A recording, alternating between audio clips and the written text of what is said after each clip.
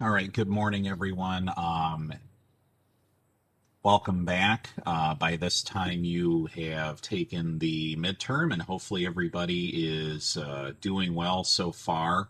Um, and if you have any questions about anything going on so far in the class, please get a hold of me or reach out to me um, before we move into this next section of the class. We're going to get into in the second half more of the maintenance and the management side of things. So hopefully you guys will find this interesting and exciting. This is going to be all, I think, trying to give you guys an overview of the more practical and pragmatic components of turfgrass management. The fertilizer and the seed, chemicals, installation, maintenance. So the first part of it, we went through all the history, we went through the biology, taxonomy, and actually got into some of the specific turf grasses that we use here in the United States and in other places in the world. And now we're actually going to get into the maintenance aspect of turf grass. So to begin, I wanted to start talking about turf grass production. So um, it used to be done through the ag schools. So I apologize. It's Saturday morning here, and you might hear some weird horse sounds in the background. That might be one of my kids. So displaying animalistic behavior. But anyways, don't mind me if I get distracted here from time to time with some of the noise that goes on behind me. Um, so, anyways, where were we? We were talking about turfgrass production. So turfgrass production, really, if you remember from earlier on with some of the turfgrass varieties that we talked about in Module 6, a lot of the work that was done with turfgrass breeding and hybridization began in the 60s and 70s by Dr. Reed Funk. Um, so the most of the work that was done by your state ag or land grant universities, in partnership with organizations like the U.S. Department of Agriculture, U.S. Gulf Association. It's a very different landscape today. Almost all, if not all, of the turfgrass breeding and hybridization is actually done now by the private sector. So the universities really do little to no breeding and hybridization anymore. They do a lot of turfgrass evaluation. They participate in things like the National Turfgrass Evaluation Program, along with some private segments of the industry, like golf courses and whatnot. But at the end of the day, most of the work is being done now, if not almost all of it is being done by the private sector, by for-profit companies. But the advantage to that is that they are focusing much more on specific benefits, specific traits, things like disease resistance, heat and drought tolerance, color, rooting, wear tolerance for high traffic areas, shade tolerance. So um, they're actually looking at all of this from a marketability and a use standpoint, which is kind of neat because we've had this explosion over the last 20 or so years of turfgrass varieties. So um, most of the world's grass seed is grown in a very, very small geography. This would be up in the Pacific Northwest states of the U.S., and more specifically, it would be in the Willamette Valley of Oregon. So if you can see here on the map, the Willamette River runs northward from Eugene, Oregon, up to Portland. This is a region of very fertile soil and very, very good growing conditions, weather, temperature, and whatnot. So this is where most of our grass seed actually gets produced. There are some other areas out in the Pacific Northwest going up into southern Canada, where they do grow some varieties, in eastern Oregon and eastern Washington and up into, say, British Columbia. But and there's a couple of other areas dappled around the country where they do some turfgrass breeding and actually grow turfgrass crops. But for sake of argument, I would basically say that 90 to 95% of grass seed comes from this very, very small region, and that supplies the entire world pretty much with grass seed. So the challenge is that it's also ideal for many other crops, and because it's basically nestled in between two mountain ranges, the Coastal Range and the Cascade Range, there's very limited real estate out there. So competition is fierce. You have this beautiful climate. You have ideal soil, very fertile soil out there, adequate rainfall. So you have a lot of other cash crops that are competing for acreage out in this very, very small region. And some of the things that they're up against for growing grass is hops. If you know all about your IPAs and all the microbrews and everything that's all the craze today. You've got a lot of specialty hops growers that have come onto the market, and this is a perfect region of the country to grow hops in. It's also a great region to grow another crop called filberts or hazelnut. So we have a lot of hazelnut production out there, among other things. There's your fruit production, tree fruits, also a lot of produce grown out in this region in season. So there is a lot of competition for crops. So as you can imagine, this does increase the pricing that the seed crops are exposed to, because basically the seed companies are going to have to offer these guys more and more money. The farmers, more and more money per acre. Grass seed isn't the easiest thing to grow. There is more work involved. There is specialized equipment involved. There are more chemical inputs involved. So it's less appealing to most farmers. And the way that they get around that is they have to actually incentivize these farmers. So basically what's going on out there is we are losing and have been losing over the last decade or so production acreage for grass. Now they have moved, like I said, they have moved some of this production over toward eastern Washington, eastern Oregon, but they still like to grow most of it in the Willamette Valley if they can help it. That's where they're going to get the best yields and the best results out of the fields. So as a result of the scarcity of land resources and the increase in competition from other crops, pricing has increased pretty steadily over the last 15 years. These fields, when you contract with a local farmer to grow, these fields have to be kept clean and weed-free for certification. So, like I said a moment ago, there is a lot more grooming, maintenance involved, chemical, weed controls and things that have to be done because these fields have to be kept clean.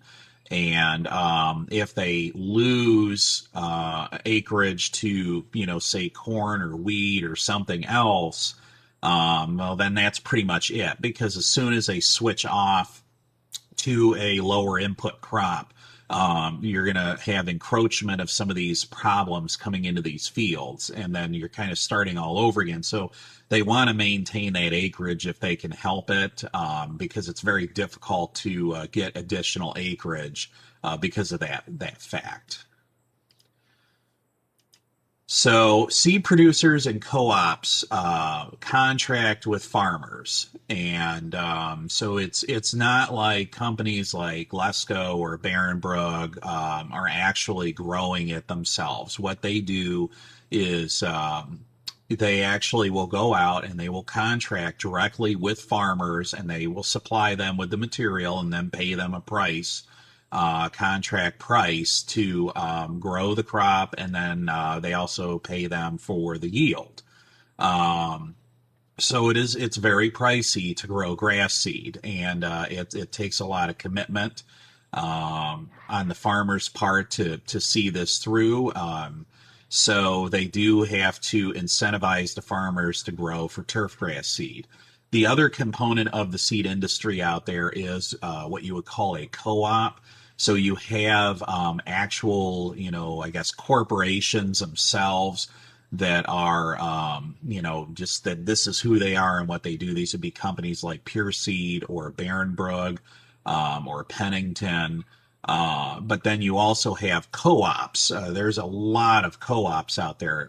One that we use at ATS is a company called Mountain View. And so there's kind of two different dynamics. You have one dynamic where you have these seed houses that are going in and contracting with the farmers. And then you have co-ops, which is basically a cooperative of farmers that are working together to grow the crops and then bring it to market.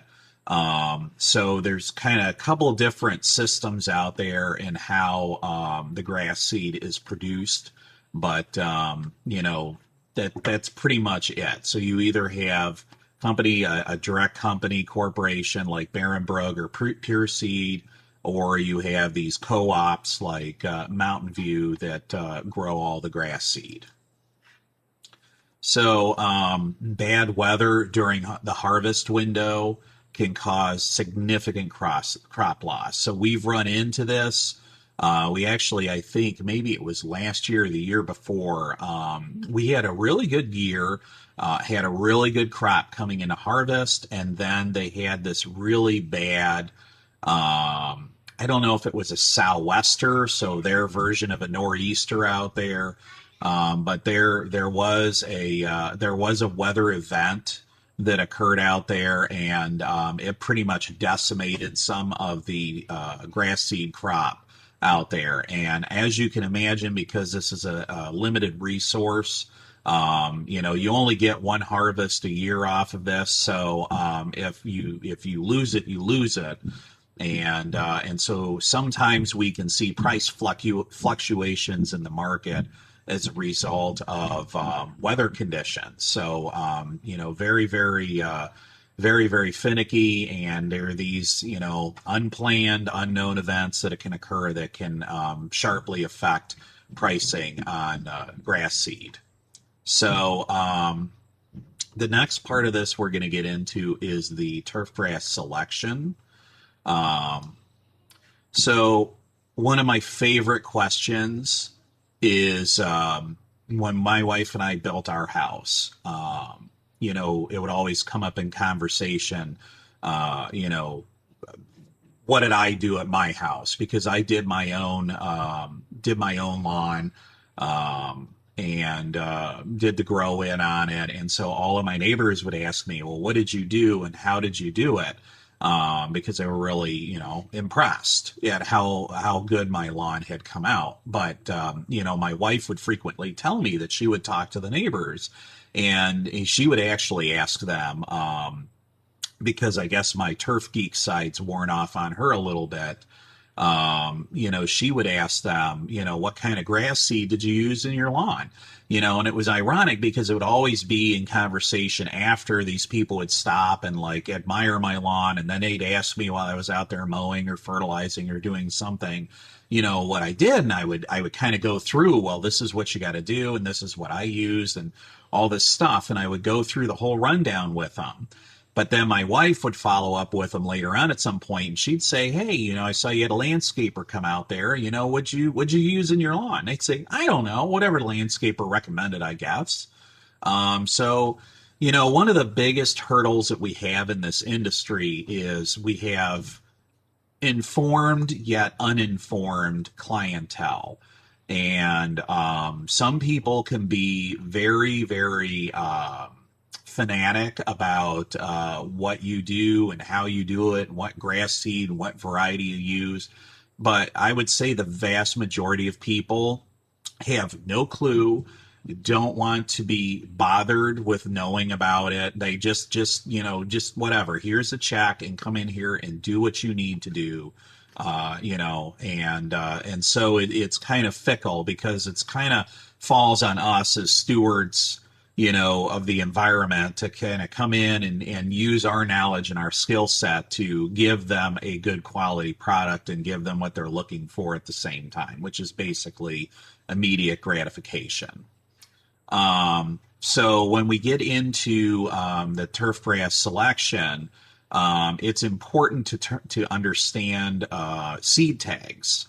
And if you remember, I know it was probably a little bit out of sequence for what we were doing, but with COVID, I'm having a hard time coming up with ideas for projects for what to do with lab and especially in the wintertime when nothing's really growing, it's kind of hard to get out there in the field and do much. So I had you do some seed exercises. If you remember going and looking at seed tags at the big box stores or hardware stores, and then getting into the NTEP evaluation. And so I hope that, you found some benefit in that, those of you that did it. You can see it's going to kind of play into what we're talking about here. So we can get in and we can start breaking down the seed tag more specifically. Because when you go in and you're going to be buying grass seed at some point, I think it's knowledge is power, and you're going to want to know what you're looking at, and is this a quality product? Because somebody could be selling an inferior product or a slightly inferior product for top dollar. And it pains me because I see so many guys coming in and buying seed because of a price point, but then they have nothing but problems out in the field. And at the end of the day, the seed component itself is the cheapest input in the job. When you look at everything else that goes into the job, the seed is the cheapest input. So why would you skimp on the seed? At the end of the day, it's a cost that can be passed on to the customer within reason.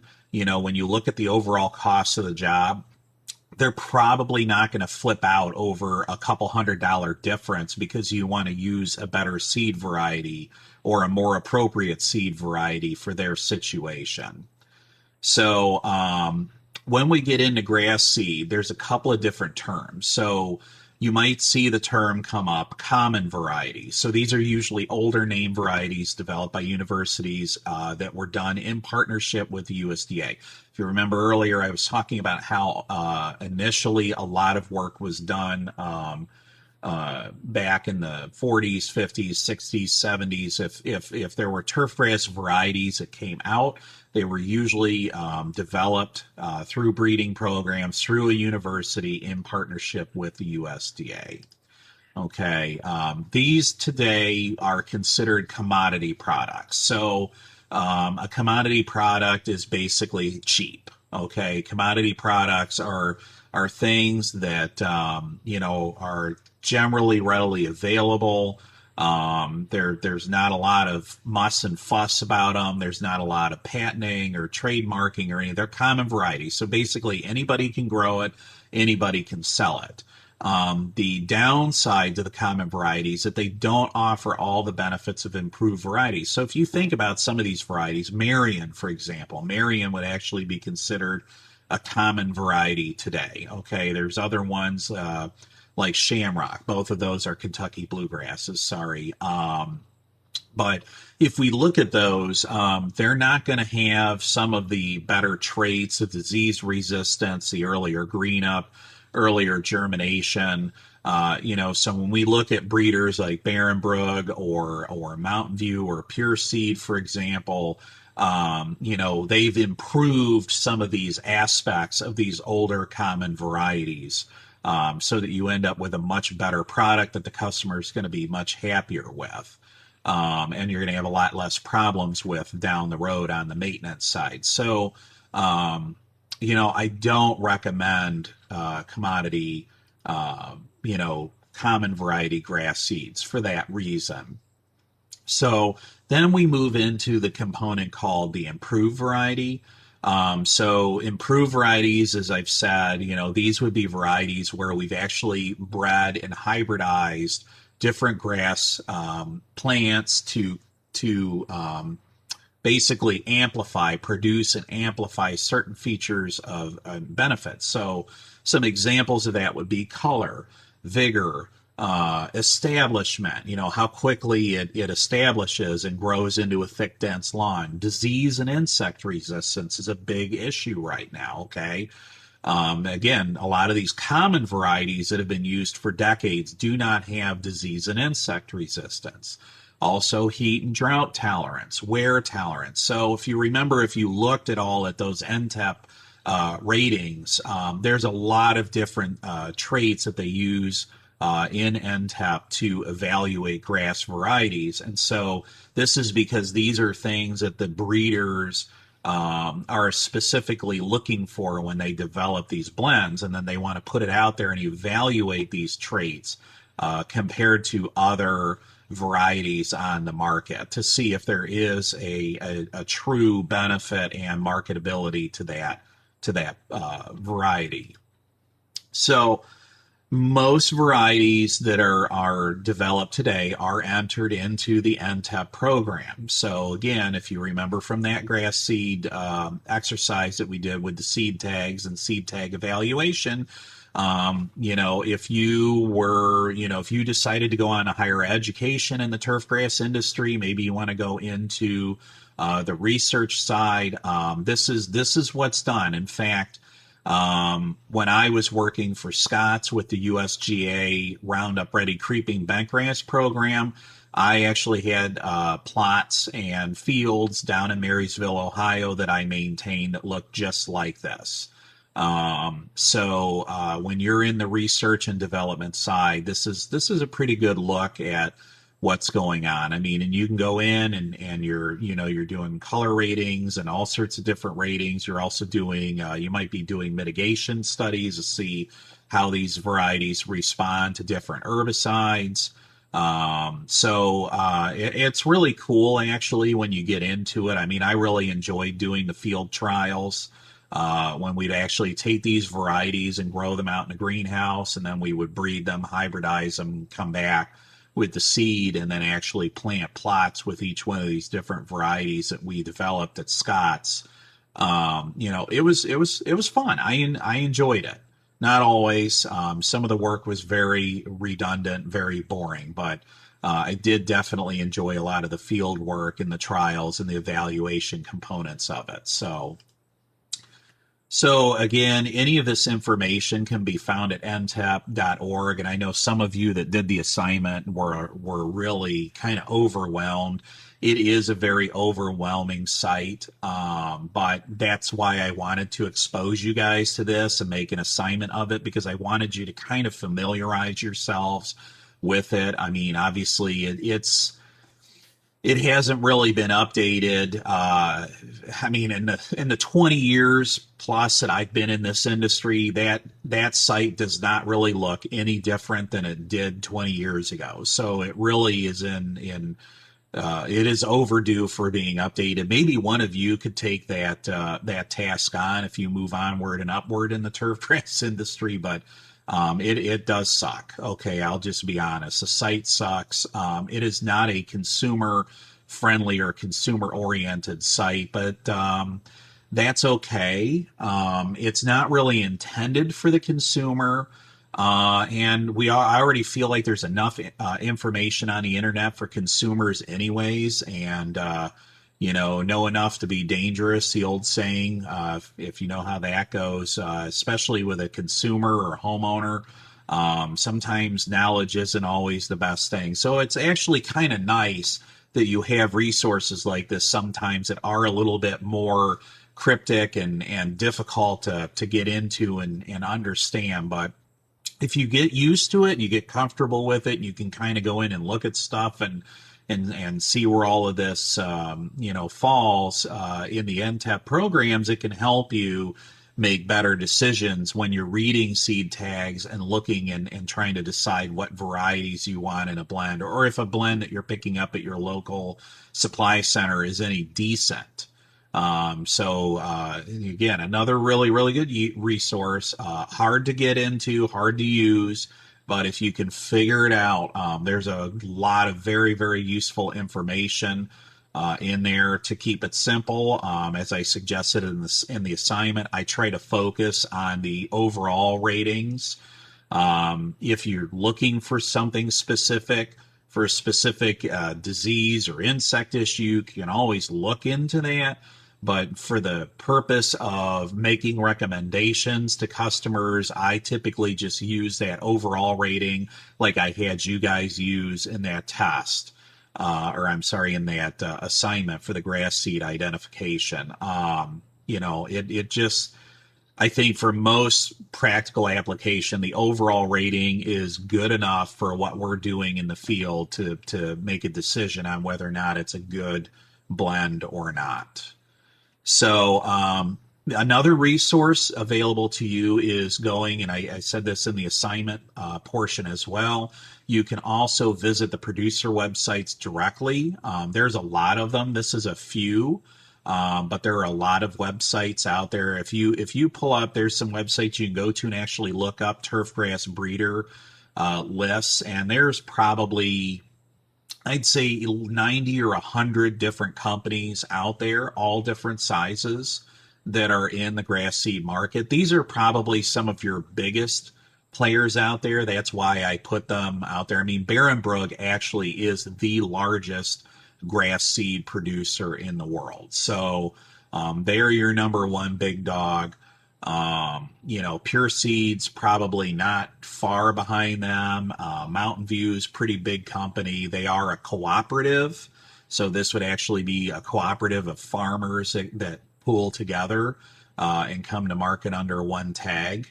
And then you also have companies like Lesco. Lesco's probably not so much they used to be. When I worked there many moons ago, they used to be very involved with the breeding and hybridization. We had a person in-house that managed all of that. I don't really think they're doing that much anymore. They might be doing a little bit of work out there, but a lot of it they're just buying on open market, just going through brokers and seed houses, just like most other places. So I mentioned this gentleman a little bit earlier. This is Dr. Funk. So originally, like I said, the breeding was done by universities like Rutgers, and now it's almost all done by producers. Again, Dr. Reed Funk out of Rutgers. He was very, very instrumental in the breeding and hybridization back in the 60s and 70s. So I think that was back in the module 2 where turfgrass moved into the landscape when we got toward the latter portion of that, where we got into the commercialization of turfgrass in the United States. This gentleman was very, very instrumental in that process. So, some guys, I think, call him the godfather of turfgrass. I mean, he was very, very instrumental in turfgrass breeding and hybridization. So another thing that's really come on the forefront or in the forefront in the last few years is Tawaka.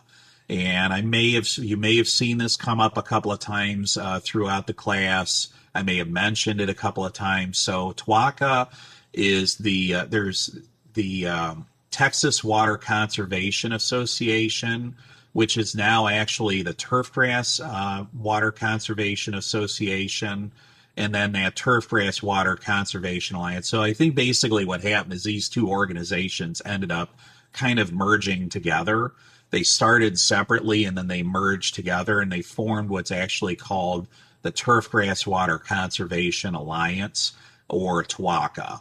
And their goal is to improve heat and drought tolerance and lower water usage by 40% or more. So this is an organization that basically comes in and then they set standards or they set expectations. If you want to have their label on the bag. If you want to be able to say that your grass seed product is TWACA approved, then there's a stringent set of guidelines that it has to meet. And so it goes through an evaluation process with this organization. And so some of the varieties that are coming out, maybe not the entire bag blend of seed in the bag, but there may be varieties, many varieties in these grass seed blends today that would carry this. So it isn't always displayed on the bag. If you go to the TWACA website, they do, I believe, list the varieties that are TWACA approved. So you can look at that and see if you're in a low maintenance situation, or even, to some degree, you get increased salt tolerance with the drought tolerance in some of these. So, if you're looking for roadways or low maintenance situations, or maybe you're going for somebody that wants a more natural approach to lawn care, this is a good resource to go to and look for turf varieties that fit into that, because the bottom line is that these grasses tend to grow well and do well with relatively minimal inputs. And so I used blends at my house that are TWACA approved. I have crap soil, it's clay, heavy silt clay soil. So I went with mostly tall fescue at my house, but there's also some blue in there. And I wanted something that was going to be TWACA approved, or at least have some TWACA approved varieties in there, because I'm not paying the money to put an irrigation system in, and I don't want to spend a whole lot of muss and fuss on it. Okay. I deal with this all day long. The last thing I want to do is come home, and have to do a bunch of work to my own lawn, but I still want it to look good. Okay, I don't want to be the laughing stock of the neighborhood because I, have the crappiest lawn on the street because I don't do anything to it. So my whole thing is I don't want fussy grass. And I often, when I make recommendations to my clients, it's the same thing. Like, I try to steer them in this direction because I don't want them dealing with a lot of problems. And I feel like when you go this route, if these grasses end up getting approved, especially with TWACA, or if they have a high NTEP rating, you're not going to have problems with them down the road. So the TWACA certification yields grasses with many benefits just beyond lower water usage. So like we talked about, these grasses tend to be lower water usage, but they often also have lower nutrient and nitrogen requirements as a result. They often have improved drought tolerance, but heat tolerance. They tend to perform better under more aggressively mowed situations. They tend to have more salt tolerance. They tend to have more disease and insect resistance. So these are tougher varieties, and a tougher variety is going to be able to stand up better in the elements. And usually when we get into the more of the IPM component and the disease and insect issues and everything, a lot of that is going to end up stemming from stress. So usually when we see these issues coming into a lawn, they're secondary because the lawn is under stress. And so these varieties, in essence, these TWACA varieties, or the NTEP varieties that do very well and are rated very highly, they do better at managing stress. And so by managing stress better, they have a lot less downhill or downslope problems as a result. So then when we get into grass seed, you're obviously going to be faced with the prospect of reading the seed tag. Okay. And this is a link here for a really good website that I think I might have uploaded to the content. So there's a really good little piece that the USDA has on their website that kind of goes through and outlines seed grass or seed tag and seed tag identification and understanding. And so I pulled some things from this. But if you guys are bored or if you want a little more information, just keep this this website in the back of your mind. It's a really, really useful website to help you gain understanding of seed tags. So, um, some of the different components that we're going to see on a seed tag. There's a lot of information on there. So, what exactly are we looking at on the tag? Well, for starters, we're going to see something called a test date. So the test date is going to help you know how old or how new it is. So each lot, so if we see here, there's a lot number here up at the top. So this M123M-11-916. So that would be the lot number. So the date tested is going to be associated with that specific lot number. So any seed tag that has that lot number on it, this information is all going to be from that same test date. Okay. Um, that is important because you want to know every year legally, every year, if you have seed that carries over from this year to next year, whenever this anniversary date shows up on a seed tag, technically we're legally required to retag the seed. Now, back many, many moons ago, I used to do this at Lesco. If we had inventory that carry over, all of a sudden an envelope would show up in the mail at the service center. I would get a bunch of seed tags, and then we'd go around and we'd staple the new tags. So basically, what happens is every year on that anniversary, they will retest that seed lot to see how it performs, and then they will update the tag. Um, the uh, um, the seed inventory situation is such nowadays that I don't think we really run into this. We're usually restocking and replenishing seed multiple times a year. Again, we have very tight production. There's not a lot of surplus. So, there are a lot of stockouts that occur in the industry on different crops, depending on the species that we're growing at that time. There's different problems that hit. So we might have ryegrass shortages. We might have tall fescue shortages. We might have bluegrass shortages. So the bottom line is we don't have the inventory levels that we used to. So I don't see a whole lot of retagging going on anymore because this product tends to turn pretty quickly. So when it comes to germination, we want to look for a high germination rate, 85% or above. So a little thing that I will tell you is a lot of seed producers are not going to actually tag the actual germination rate that they got in the lab. They typically will stick, if you even look at this tag, you'll see there's just 90%. Some of them, which bothers me, but some of them will only put 85% on there. And then I call because I'll get questioned on it. Well, why is there only an 85% germination rate? And I'll call the grower, the producer, or whatever, and they'll say, "Well, actually, if I send you the actual test data from that tag, and I've done this, where you get the actual testing data from that tag, and it's like 96, 97% germination." So, and I'm like, "What's going on here?" And they're like, "Well, legally, we can just put this on." And I think this is part of how they get around the retagging, is because when they retest a year later, the grass seed is still going to fall within that 85 or 90% germination range. Typically, it usually does for the first couple of years after harvest. So we don't really start seeing significant drop-offs until after that 2-year mark.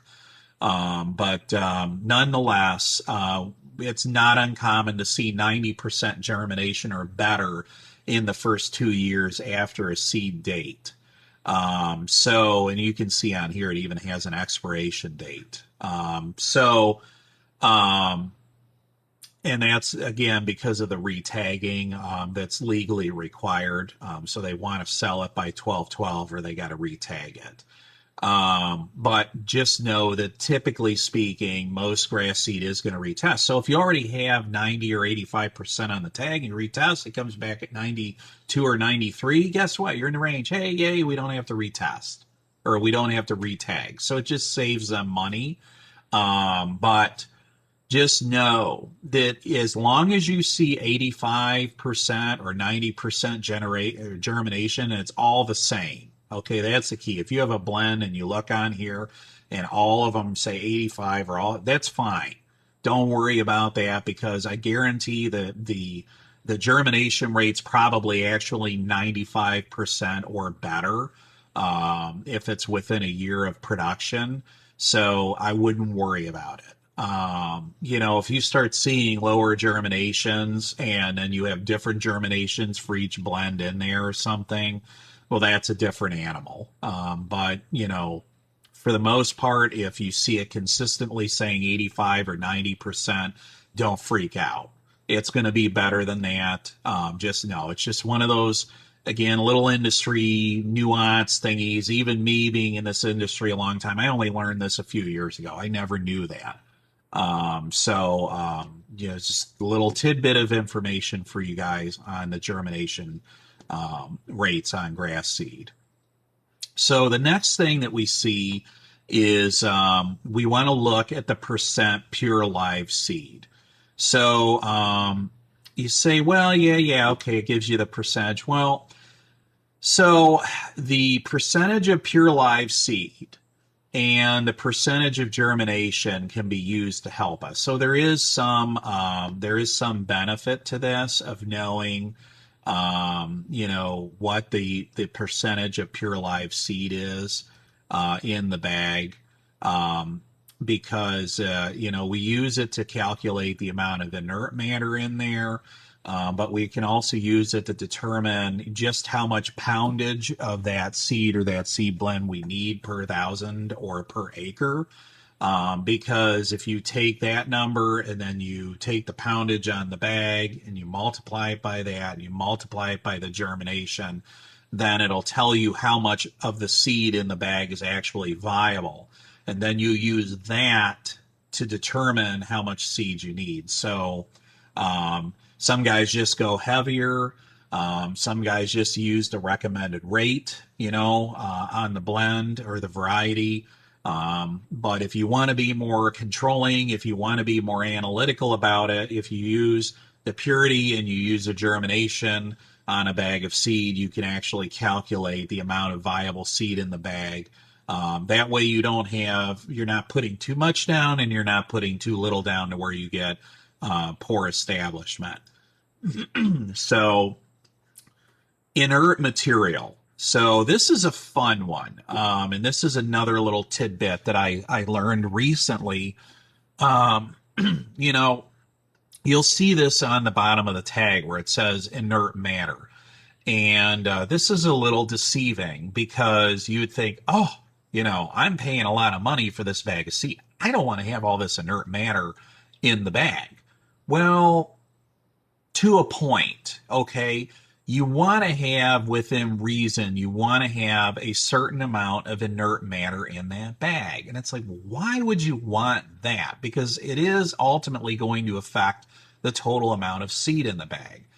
And the reason that you want to have some inert matter in the bag is because inert matter is an indicator that the crop seed that came out of those fields was relatively clean and weed free.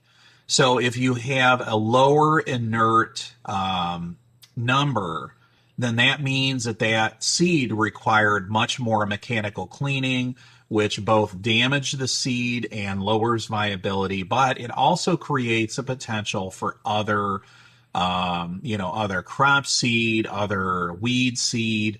So as this number goes down, you're liable to see these two numbers going up. So that's the thing. You always want to have some inert material. You could have, I think at times there could be as much as, maybe 5% inert matter in a bag. Normally I see it at, 2 to 3% or less.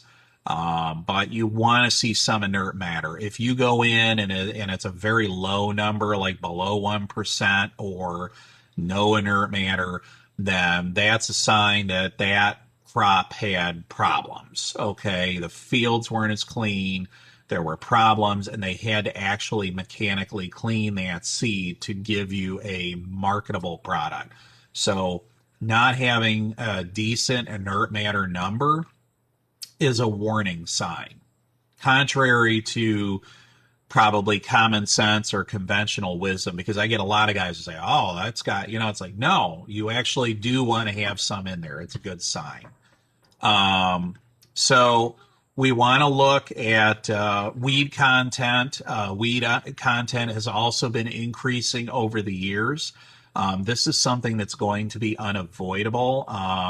The main reason that we're seeing an increase in weed content is that these fields are no longer doing controlled burns. So the EPA in many cases has come in and shut down their ability to go in and burn the fields after harvest because of the air pollution that's created. Yeah, obviously that's a good reason, because when they do burn these fields, it does create a lot of smoke. I don't know if any of you have ever thrown grass in a fire or anything like that, but if you know, like straw or anything like that, it produces an incredible amount of smoke when it burns. So that does have an impact on air quality and air pollution. So they've moved away from that practice. But the problem is that the field burning was one of the best ways that they had of sterilizing these fields and getting rid of weeds. So we are going to see other weed seed and other crop seeds starting to come into play. Usually it's not a very high percentage, but we are going to see some more of that coming in these fields because we aren't doing controlled burns. The biggest thing is that we don't want to see noxious weeds. And each state kind of has different, the USDA has kind of a general guideline for noxious weeds, but each state can also set its own expectations for what's considered noxious, and some do. So, if you do have other weed seed, we do want to make sure that it's not a noxious weed. This is something that the USDA and various states have determined to be a real problem.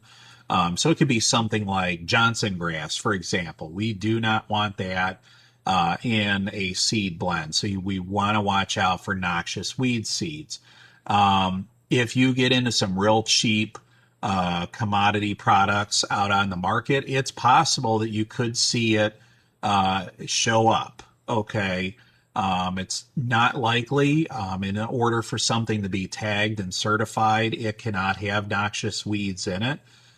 So that should be a big warning to you if you ever see that come up. I have a couple of times actually seen it on a seed tag. So in my lifetime. So you do want to watch for that. Make sure that you don't have any bad problems hitchhiking along in that bag of seed. So most grass seed is sold in blends. I think you probably figured that out when you did that assignment with the seed tag identification. We seldom ever sell like a single variety of anything. It's almost always blends. I'd say 98% of the time, any seed that you're going to buy in the market is going to be in the form of a blend. All right. So you're going to have multiple cultivars or varieties.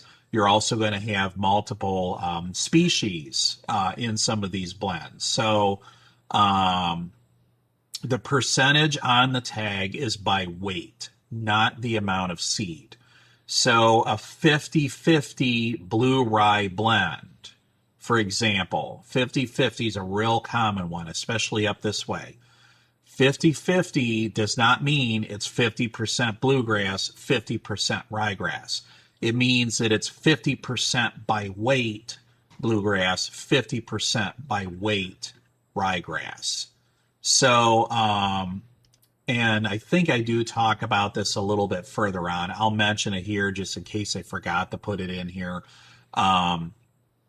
Grass seed has different sizes. So if you ever look at grass seed, um, tall fescues, ryegrass, fine fescue have much bigger seed than, say, Kentucky bluegrass or a creeping bentgrass or Bermuda grass. So there's your bluegrass and bentgrass tend to be very small seed. Your rye and tall fescues and fine fescues have much bigger seed. So if you can imagine, if you're basing the percentage on weight, if you have 50% of something that has a seed that's twice the size of the other one, then in essence, really, what are you dealing with? You're dealing with something that's 1/3 this and 2/3 that. Okay, if you follow my logic with this. So the seed tag is weight. It is not actually, it does not mean that there's 50% of this and 50% of that. There's 90/10s, there's 70/30s, there's 60/40s, 50/50s, 80/20s. But keep in mind that percentage is the weight of the grass seed. It's not a reflection of the actual seed count. That is actually that's going to depend on the size of the seed itself. So weight, pound to pound, ryegrass is going to have a lot less seed per pound than bluegrass. So even though you could have a lower bluegrass percentage in the bag, when it's all said and done, it might actually be a much higher percentage in the field. So sometimes a client, when you're out working, they might ask for a specific variety like Midnight Kentucky Bluegrass. And this can be very challenging. Again, going back to this whole blend thing, most seed on the market is sold in the form of blends. It's very challenging to find a specific blend. Okay, you usually have to go to a seed house directly. I've had it come up in the past. It's very, very difficult.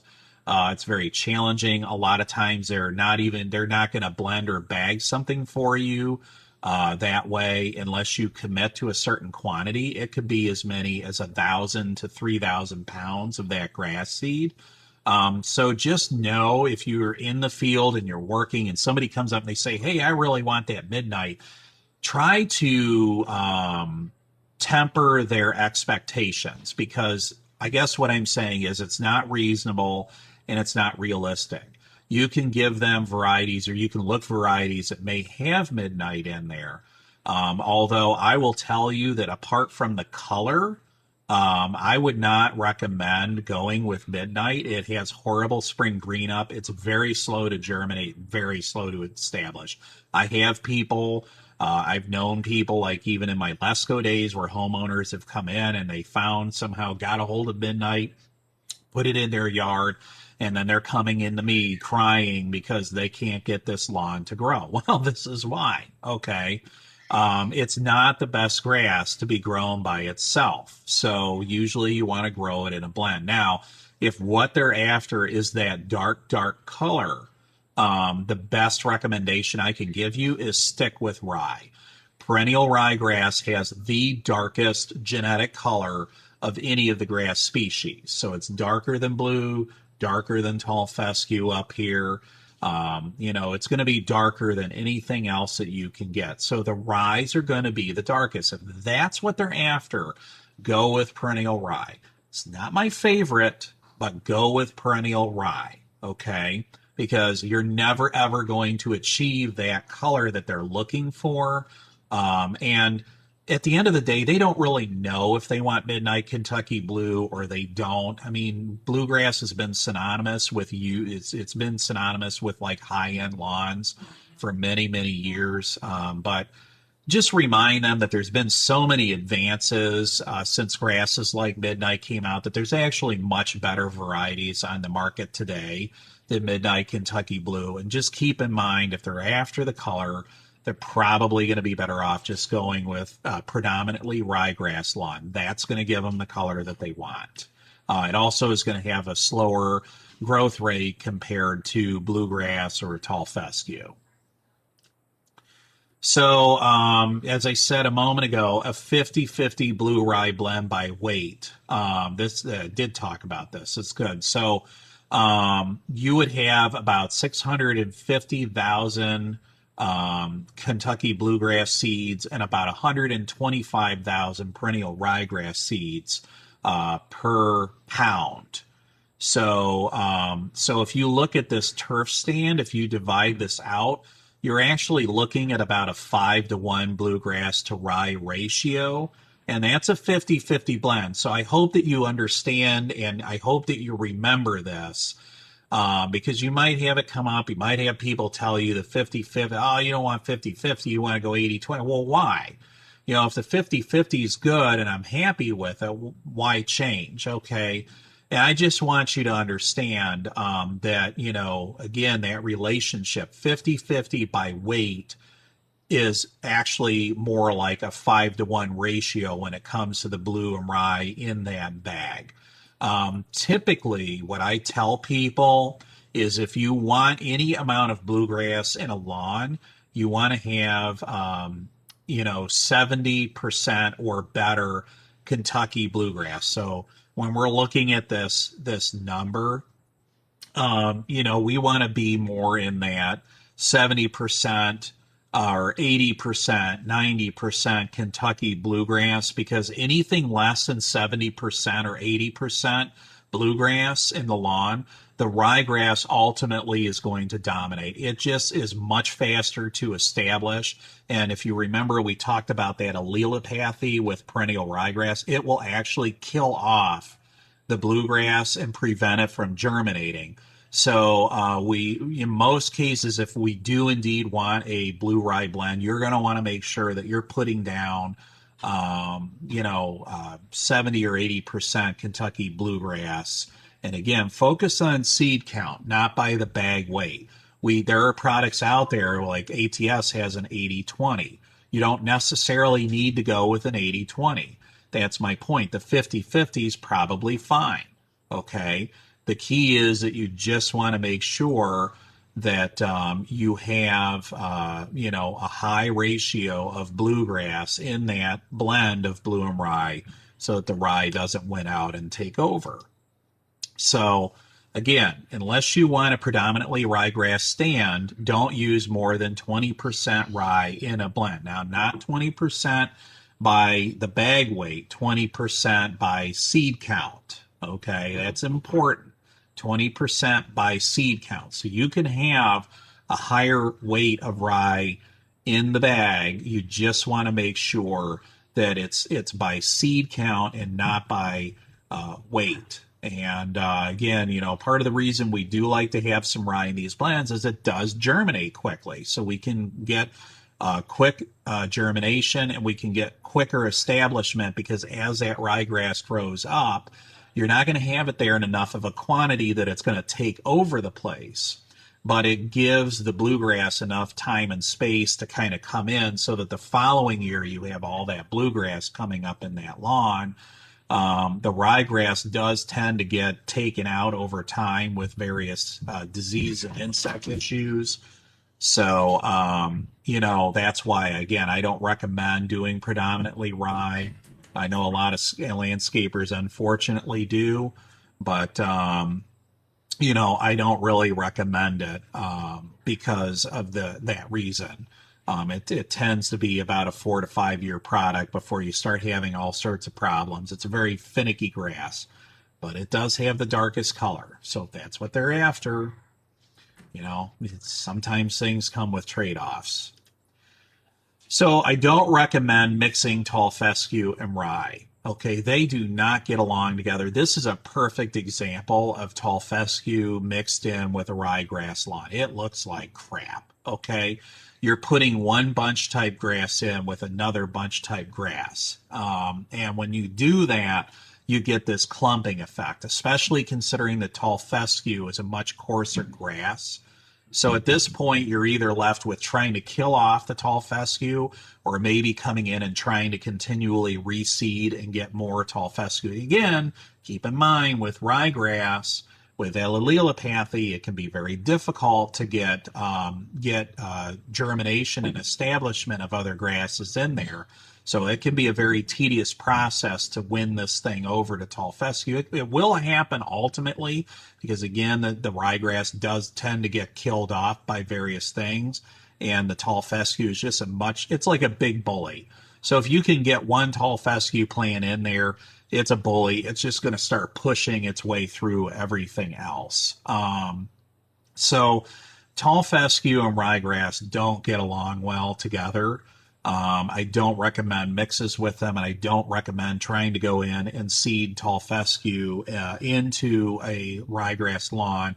I mean, unless that lawn is very thin and old and puked out, and you can get in there and just really aggressively rip and beat up that lawn to get that tall fescue in there, do it heavy, and try and get some good establishment out of it, because otherwise that picture behind in the slide there, that's what you're going to be looking at.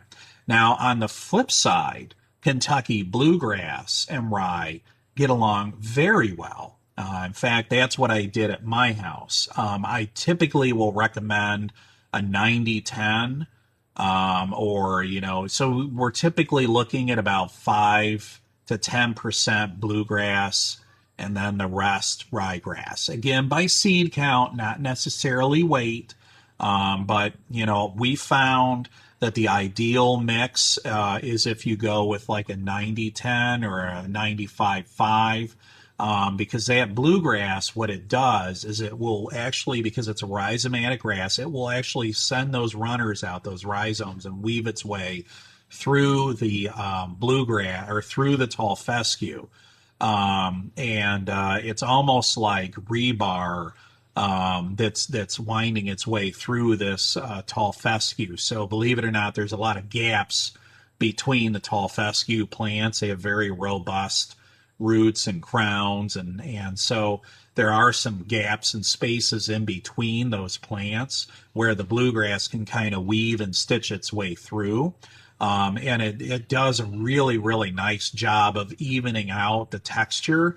You also get the benefit of picking up some earlier spring green up, having that bluegrass in there, because if you remember from our talks about tall fescue, one of the downsides of it is it does tend to go dormant in the wintertime.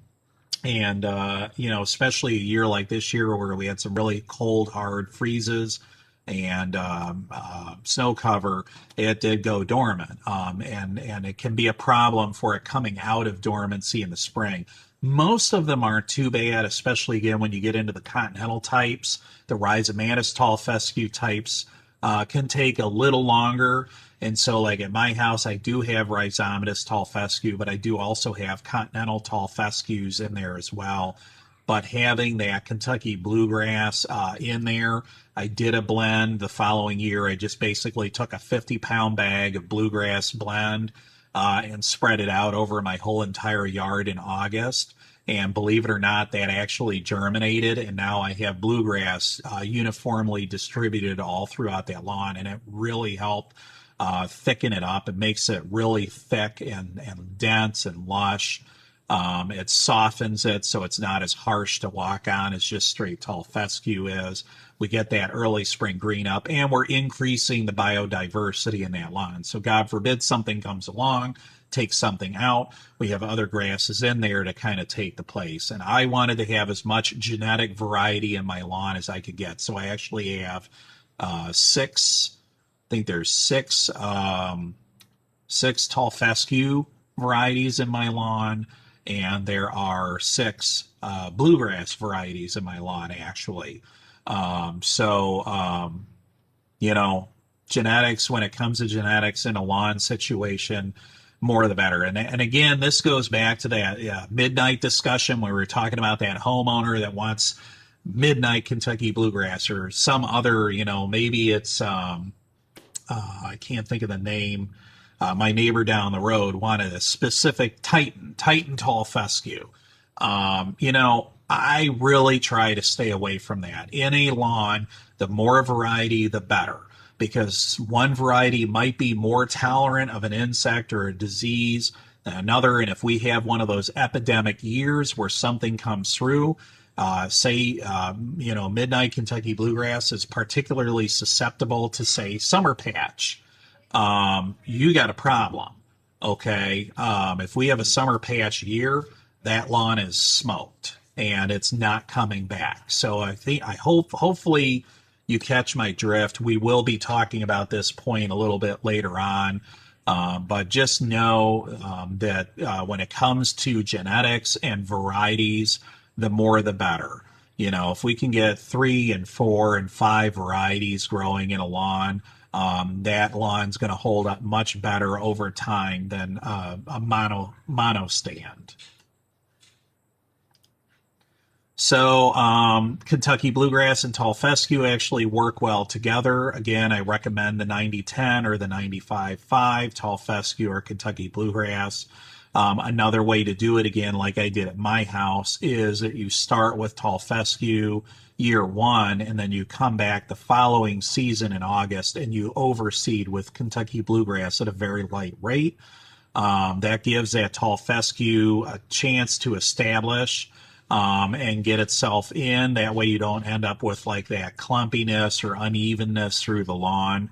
But it does work really well. And this is a nice picture too. I'll talk about this for a second. So this is actually, if you can see, there's a large, I think that's an oak tree behind it. This is pretty shaded. And so this just, I hit on this in the Tall Fescue discussion. Back in the turf species discussion portion.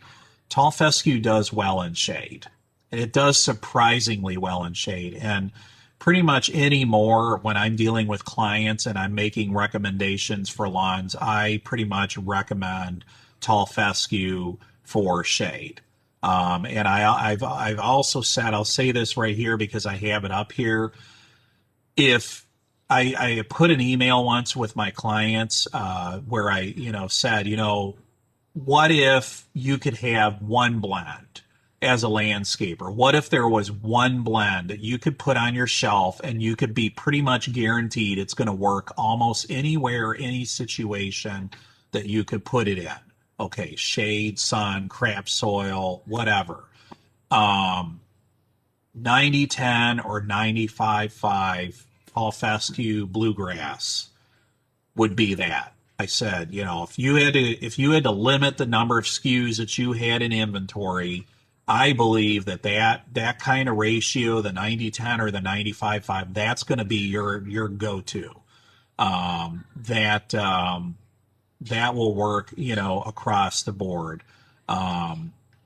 And I think when you look at those, they break down. It probably ends up breaking down to about 70% Tall Fescue, 30% blue is kind of that ratio. So again, a 90-10 or a 95-5 is going to give you about a 30% or so, 20 to 30% Kentucky Bluegrass. And that's kind of that magic ratio where we get that really beautiful Tall Fescue blue, or we call it a blue fescue lawn.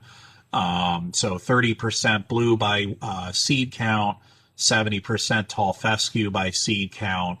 So a 90-10 or a 95-5. I know at ATS we have a 90-10. That's kind of our stocking thing there. Really, really good blend for an all-around blend to use just about everywhere. So there's another type of seed classification called certified seed. And a lot of times what you'll see around these parts is you'll see it'll either be it'll be a different color for one. Most seed tags are just going to be a plain white. Okay. So your standard seed tags are going to be white. Those are not certified seed. So certified seed goes through a little bit different, little bit more stringent requirements. And again, if you think about what we were talking about with noxious weeds and weed content and things like that, if it's certified by the state, that means it actually meets that state's guidelines for it to be certified. And it just basically means it's a much higher quality seed. And oftentimes what you'll see if you go into a seed house or a seed center is that you'll see, they might be blue tag, they might be purple tag, but just know that that these different colors actually are specific. They denote different things, but they are all different forms of seed. And each state can actually set its own standards. So Oregon, Maryland, Oklahoma, most states don't, but there are a few that actually set more stringent guidelines, and the Maryland and Oregon ones are the most stringent. There's some blends that I sell at ATS that actually do come in, like I think our 50/50 was at one point coming in with an Oregon certified seed tag. I mean, that's worth its weight in gold. When you carry that tag, I mean, you know that you're getting a much better quality product than just your standard white tag. So basically, again, this is just denoting that it meets state, federal, and international requirements as far as the content and the cleanliness, the germination rate, establishment, noxious weeds, inert, and other material in there. So it's meeting that state's guidelines to be sold as certified. They have to apply to meet that certification. So gold tag, if you ever see this, means sod quality. So this is the highest quality standard that you can get. It's very limited, so there's very, very limited inventory. We used to sell, when I was at Lesco, like 13 years ago, 14 years ago, we actually used to be able to stock and sell sod quality seed, and I would on occasion get some in just to have on hand, because for the pickier, more discerning customers, I would just say, here's a sod quality bag. It's gold tagged, so it's going to be a much better product for you. Here, you won't, go away. But this is very hard to find now. Again, Willamette Valley, competition, shortages, environmental factors that affect the availability of seed. So most growers, most producers are going to hold this seed back. They're really holding it to make it available for sod farms. Okay, these are varieties and blends that go very well or work very well in a sod production capacity. They're not typically available to contractors. They're pretty much reserved anymore for sod farms. If you can score some, great. It tends to be much more expensive. I mean, figure at least $100 or more per bag than the conventional seed. So at least, I mean, I know if I sold a bag of grass seeds, say bluegrass back in the day, for $100, a bag of sod quality bluegrass could have easily been $250. So it is much more limited. There's a lot more quality and testing and stuff involved with it that adds to the cost. Inventory is limited. It's pretty much going to be reserved for sod farms. So I wouldn't really bank on going out and finding any of this on the market. It's going to be very difficult to find. So coated or uncoated. So coating technology is gaining a lot of momentum in the industry. We are focusing much more on coated seed now than we ever have. There's a lot of benefits to it. So these coatings are basically meant to enhance the germination and establishment. They do a few different things. There's a few different components to them. So there's usually three components. One of them is a moisture absorbing polymer. So if you imagine like the polymer that's used in like a diaper, or if any of you have ever used like hydrogels or anything like that, or Orbeez would be another example. So these are moisture absorbing polymers. They'll absorb 200 times their weight in water. So that obviously, if it's holding on to water, it's going to keep that seed, and it's going to keep the environment around that seed hydrated, which is going to improve its viability at germination. Usually there's a fungicide that is coated in there with it, in that coating. The most common one is a product called Apron, and that fungicide basically helps to prevent damping off. So this is very, very important. If you're doing a spring seeding, like late spring, early summer, We actually have some tools that kind of help us with that now. One would be the mesotrione herbicide or tenacity herbicide. The other would be things like coated seed with this apron fungicide on it. So it's not a forever thing. It gives you about a couple of weeks of coverage through germination. But basically, the idea is that it prevents that seed from getting dampened off. Okay. The other thing that we often find in a coating, and this is actually on the actual ATS coating called Exceed that I sell, we do a bionutritional supplement in addition to the apron and the wetting agent that's on there, the hydrogel that's on there. So there's other products out there called like Yellow Jacket, which is Baron Brooks, Pure Coat, which is the Pure Seed brand. It's called Pure Coat, and then you also have Scott's Water Smart. So those would be different examples of the same kinds of coating. So there's three components to them. There's the water absorbing polymer.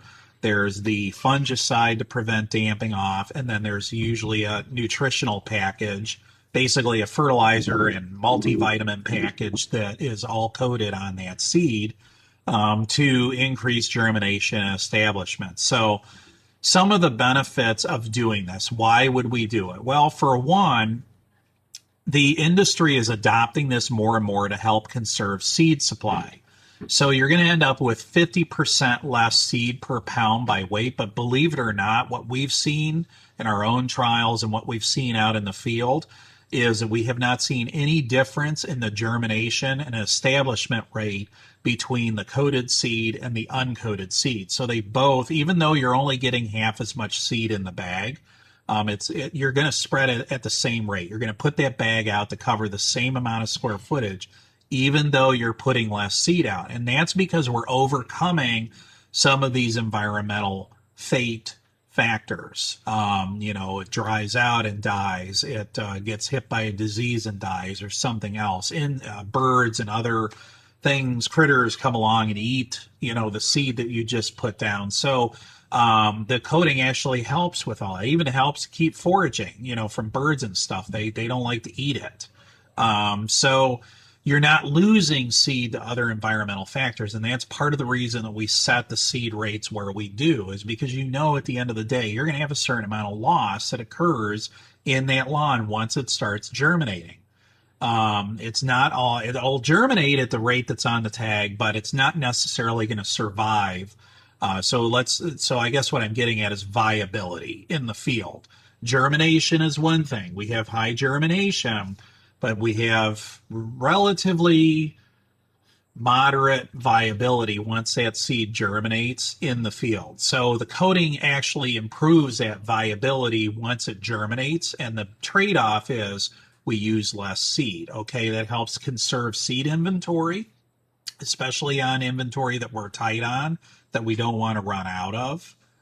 It also helps with the cost, okay, because you can buy a bag of coated seed for less money than you would pay for an uncoated seed typically. And again, there's no noticeable difference in the germination and establishment compared to the uncoated seed.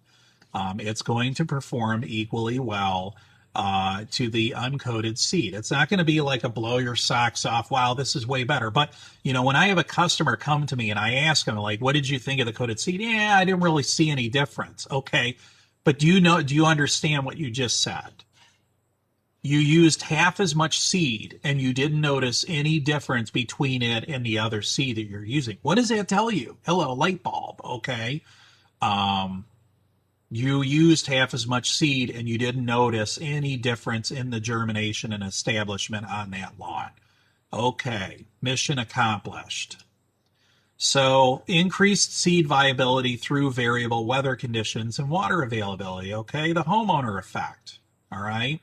So, we don't know. You could put last June was a perfect example, June of 2020, where we went from May into June. We had this incredibly hot, incredibly dry period. I had a lot of guys doing some June seedings, and it just sat there. It didn't germinate. It didn't grow. We kept pounding it with more. I'm like, look, it's not in that optimal condition to where it's going to do anything.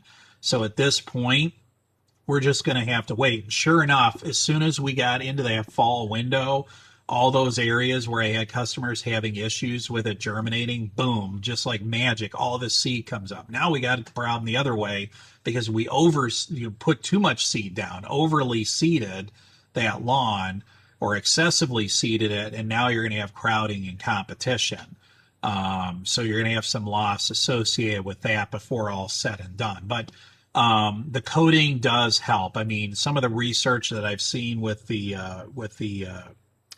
water saving technology on it is that you can maybe stretch it out as much as 21 days, that it'll help keep that seed viable, because it actually will not only absorb rainfall or irrigation, it actually absorb dew and humidity out of the air. So even when you think that there's no moisture available, there is moisture in the air, and that coating actually will pull that moisture out and then redeposit it around the seed and the seedling and into the soil. So you're going to see faster establishment and a healthier turf stand. So these are actual trials that we did between the coated and the uncoated seed. This was on the Exceed technology. And you can see the difference between the two, coated versus uncoated. So you want that homeowner that wants that immediate gratification. They want that thick, healthy lawn. That coated technology may be the ticket to help get you there faster for less cost and make that customer happy. Okay. It deters wildlife foraging. I had a situation up in Avon Lake where a guy put in, a bunch of the tall fescue, the RTF. It was uncoated. Unfortunately, I didn't have that one available uncoated at the time. And next thing you know, there's a whole herd of geese out there basically eating away at it. It's like, now tall fescue and geese don't get along really well because of the endophyte in it. It makes them sick. Little management tidbit here. If you ever want to deter geese, try planting tall fescue. They hate it because while it looks green and appetizing to them, it's a very tough grass. It's tough for them to digest, but also that endophyte in them makes them sick. So it is a good deterrent to keep geese out of an area. So the geese did show up one day. They ate some of the seed. They probably got sick, got diarrhea, redeposited the seed all over the lawn. It probably did end up germinating nonetheless, but still, kind of an annoyance. So that can help. Another thing that we want to look at when we're choosing grass seed is customer expectations.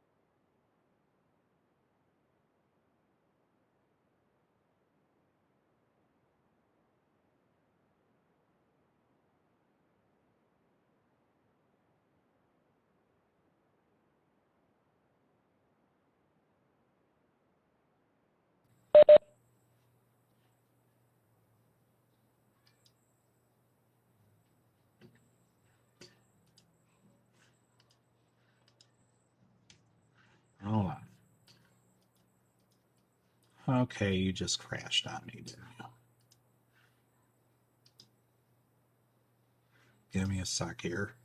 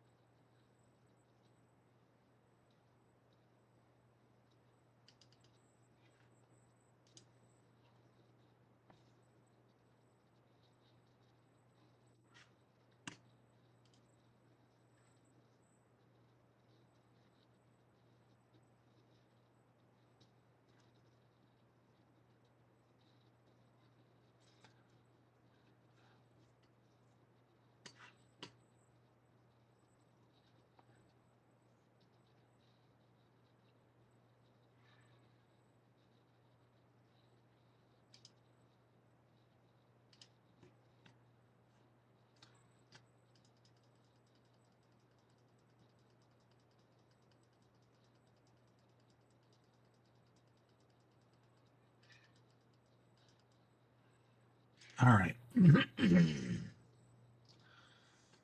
Okay. Sorry about that. I also, in another former life of mine, I used to do like computer and IT stuff, and for my father-in-law, and I've held this firm belief that Windows is a virus. So anything associated with Microsoft is doomed to fail at some point. Office and PowerPoint and all that is no exception. So I just had a problem here with PowerPoint crashing in the middle of me trying to record this. So I do apologize for that. Um, just had to go in there and tune it up a little bit, but nonetheless, sorry, I was checking to see. I wanted to see where I was at in the presentation, so that I didn't overrun my time here too badly. But anyway, so the obviously the final component when we look at turfgrass selection, besides understanding the varieties and everything, and their performance, and what's going to be ideal for different situations, is the customer expectations. So you're selling this product to a customer, whether it's commercial or municipal, athletic, or residential or otherwise. They're going to have certain expectations, and their expectations aren't necessarily going to be your expectation. So and somehow you're going to have to figure out how to mesh the two, or be able to sell them on what you would prefer for them to do. So what are their aesthetic preferences? What is their, what are they looking for? Do they, if you could go through and maybe look at pictures and things and show them different types of lawns, like what is their aesthetic preference? Do they want that darker lawn? Is it that guy that comes up that wants to have midnight Kentucky blue, or really probably be better served with a perennial rye, especially if it's in full sun? So what are their aesthetic preferences, and also what grass is maybe aesthetically going to look best in their situation? Okay. What are their performance requirements? Do they have kids? Do they have pets? Again, is it going to be used, on an athletic field where it's under, a lot of play, a lot of wear and tear? Is this a home lawn situation or a commercial lawn situation? So what are the performance requirements of that lawn? I see this a lot where you're going to get a phone call, especially if you're a provider. You're going to get a phone call in that May, June timeframe where somebody's going to want to have you come out and do this lawn, and how quick can you get out here? How quick can you put this lawn in? And, do some digging around and find out, do you have like a grad party or a wedding reception or something coming up here, especially in this day of COVID? There's been a lot of home-based gatherings anymore. And I find that for whatever reason, consumers, especially homeowners, think that this is like somehow the ideal time to put in a new lawn. It's the absolute worst time to put in a new lawn. That lawn will not grow in, and it will not be established. And a lot of times they're going to call you in May, and that party's going to be in June and July. And it's like, there is no way.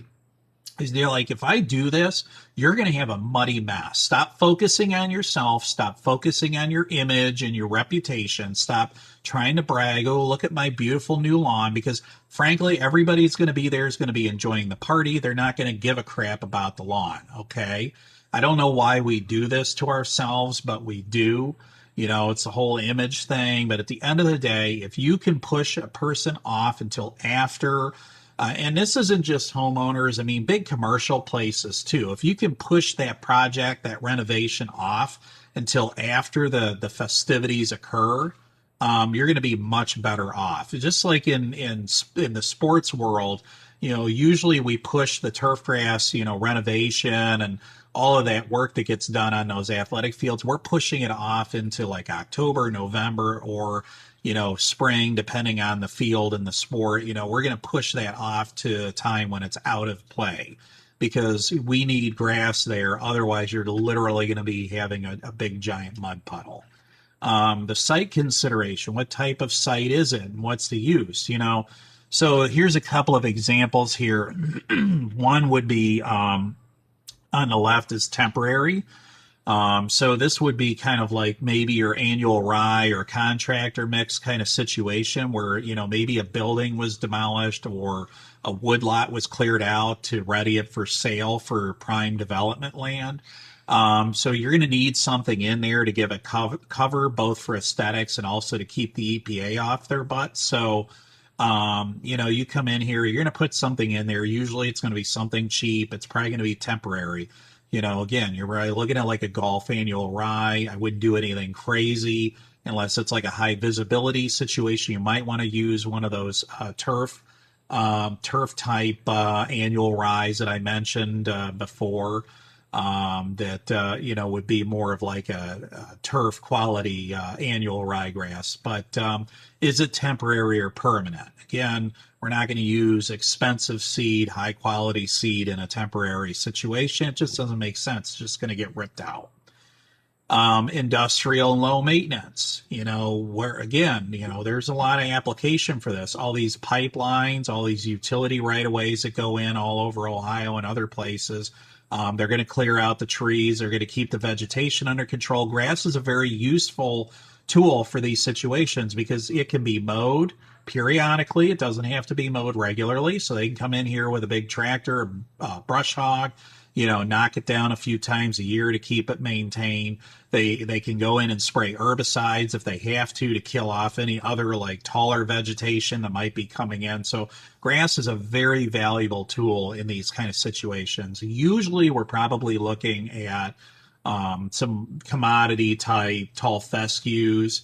We're not going to use like turf quality tall fescues. This is going to be more of your field and forage type stuff going in here. But there may be situations, again, especially in, developments or other areas where you have these utility right-of-ways running through, where you are going to want to use a decent quality turf in these situations to help it blend in with the surrounding environment.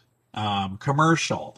So there is a lot of commercial acreage out there that is turf. And again, it's cheap and it's easy to maintain. When we talked about the benefits of turf grass and we compared it to concrete and asphalt, clearly the environmental benefits of it far outweigh it. Aesthetically, it's much more pleasing to look at than a parking lot. It's relatively cheap to put in, cheap to maintain overall compared to a parking lot. So you are going to see a lot of acreage on commercial properties committed to turf grass. Institutional. This would be a picture of Oberlin campus. So pretty much like a lot of campuses, even Tri-C Eastern campus has a lot of turf areas. So we do see a lot of turf grass used in institutional situations. Also recreational. Again, slightly different requirements than say an institutional or commercial property. Those are probably going to be more similar.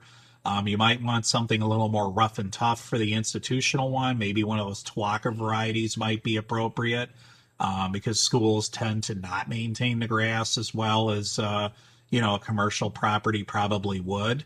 But then, we have athletic or recreational turf. So that, again, is going to be different requirements, different maintenance levels, and you're going to want to maybe vary what you would use in these situations compared to a home lawn setting. Okay. Then you have your high use athletic fields. So these would be like your main football fields, practice fields, things like that.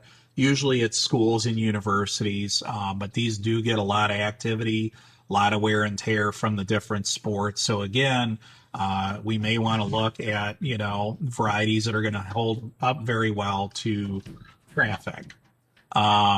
Residential. So we've got single family and we've got multi-unit. So apartments, condos, managed HOAs, urban housing. So Akron Metropolitan Housing Authority, or, the Cleveland Metropolitan Housing Authority, things like that.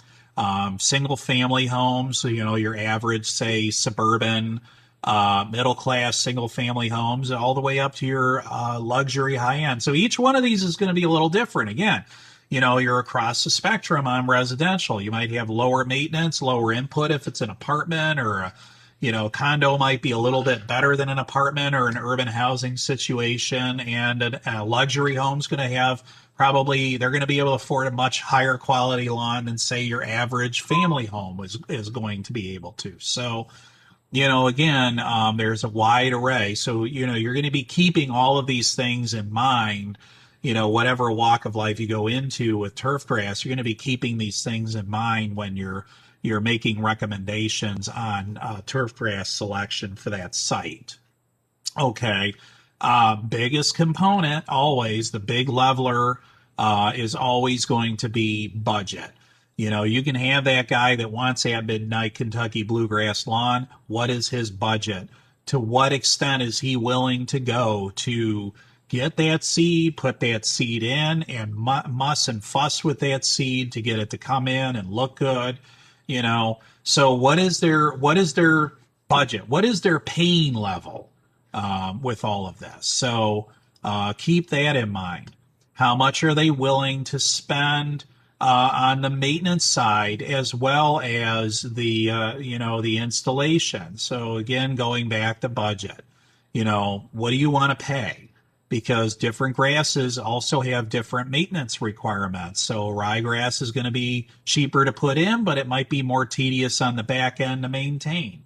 Tall fescue is going to be much lower on water and nutrient requirements, but it's going to cost a lot more to mow probably.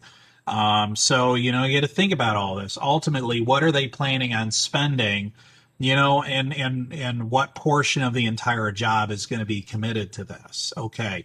Is it one and done, or is it part of a larger project? Okay. We want to make sure that, if we're in phase 3 and we complete phase 3, that we can still get the same seed, phase 4, phase 5, phase 6. So, we want to make sure that we can keep things consistent, or as consistent as possible. When we bid this out, are we going to bid that out, in mind that we're going to procure and we're going to be doing this in multiple phases? Is it all going to be done at one time? Just things that we need to be aware of. Also, are we going to seed or are we going to sod? In some cases, depending on what the customer's expectations are, it may be more prudent to seed the lawn versus sodding it. Okay. So the seeding will outperform overall, and outlast the sod. The sod tends to be more of a short-lived product. Usually I see between 5 and 10 years out of a sodded lawn before it starts going south. You're growing grass one place and one soil that it's familiar with and used to, and then you literally rip it out of that environment, stick it somewhere new in an unfamiliar environment where it's got to regrow that root system all over again, and it's probably not in the same soil situation that it was growing in at the farm. And so it tends to not live long. But, depending on time constraints and customer expectations, this might be the better route to go, especially maybe in a front lawn or a small turf area.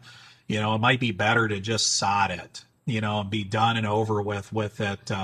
Keep in mind that sodding is going to require much more on the back end as far as the irrigation and love and TLC to keep it alive so it doesn't die out. Seeding will overall outperform sod. The seed that is going to survive in that environment, it's never known anything else. If it's going to live, it's going to live. If it's going to die, it's going to die. So the grass seed that ends up germinating and establishing is going to stay there for good. It was able to adapt to that environment that it was put in. Sod doesn't necessarily do that. So I guess it gets down to cost, all right, what their pain tolerance is on price, and how much immediate gratification matters to them versus being patient, deferred gratification, and ultimately ending up with an overall much better product. So, site conditions also are going to impact what kind of grass we use. So is it flat? Is it sloped? Is it going to be mowed in these sloped areas? Can we get away with not mowing? And maybe we go with a low mow or no mow type grass in these kinds of situations. Okay. The soil texture, structure, and chemistry is going to play into what grass is going to perform well. Keep in mind, tall fescues and fine fescues tend to perform much better in lower pH, more acidic conditions. Okay, so if we have a low pH situation, it's probably going to be a lot easier to grow something that will tolerate that pH than sit there and try and dump a bunch of inputs like lime and things like that to try and raise it. Ultimately, it's going to be very difficult to change pH of soil. Okay, usually we're only changing it in the root zone area, and it's going to be short-lived before it balances back out to normal. So I would definitely recommend, making sure that you understand the chemistry. And the way to do that is a soil test, just doing a basic soil test. Okay, get a soil analysis so that you know what you're walking into, what you're working with. That'll help determine whether or not you need additional inputs or not. Okay. Many sites will often remove that topsoil during construction to be reused on the property, but usually I'd say probably 80 or 90% of the time, that's not the case. Whoever's doing the grading work is going to remove that topsoil and they're going to sell it to a topsoil screener that's going to process it and resell it. Okay. So there's a secondary market for the topsoil. I'm sure many of you are aware. So usually what ends up happening on a construction site is they remove all of this to be sold to be used for other places. Okay, so usually we end up working with, in the landscape realm, this is it. So this is basically what we're left with, which is the spoils and the subsoil that's left over from construction, and basically usually graded out over the property. And here you go, Mr. Landscaper Joe, come in here and make your magic happen. Okay. So you'll likely have to deal with this on renovations. Also, if you have to redo a lawn that basically maybe the lawn was put in 5 years ago and it failed to thrive in that circumstance, you might have something like this going on where we're dealing with this poor urban soil or subsoil material, and it's just not adequate. We may have to go in there and do some soil amending to get that soil to where it needs to be, or look at an entirely different grass. Is it in the sun or is it in the shade? Okay, not all grass likes to grow in the sun. Not all grass likes to grow in the shade. So, I wouldn't put a perennial rye in the shade. It's going to die. It will die within weeks of germination. Soil bulk density, porosity, and drainage. Tall fescue tends to perform better in heavy compacted clay soils, for example. So if we're dealing with a lot of the soils that we have around here, these are often going to be a lot better suited for tall fescue than other grasses. Okay, ryegrass especially just doesn't seem to like these heavy soils. And no turf likes prolonged wetness. So if water is an issue, you're going to need to address it. You're going to have to address the at installation, or you're going to have nothing but problems down the road. We also want to look at the maintenance level. Is it going to be maintained or unmaintained? Okay. Roughs and natural areas aren't going to require the same type of grass as, that golf course or that home lawn situation. So, same thing with vacant lots and land, or, hillsides, mounds, etc. We're looking at a different circumstance potentially in these areas than we would be in a lawn setting. Okay. Who's going to be maintaining it? Are you going to be maintaining it? Is somebody else going to be maintaining it? Are they going to do it themselves? So who's going to be maintaining the property when all's said and done. That's going to play into it. If you're going to be the one maintaining it, you're probably going to try and persuade them to use something that's going to be easier for you to maintain on the back end. Okay. Versus they're going to deal with it themselves or hire somebody else to do it. And then maybe it doesn't matter as much. So again, that's going to influence your decision making. What's the anticipated fertilization level? Are they going to hire it out?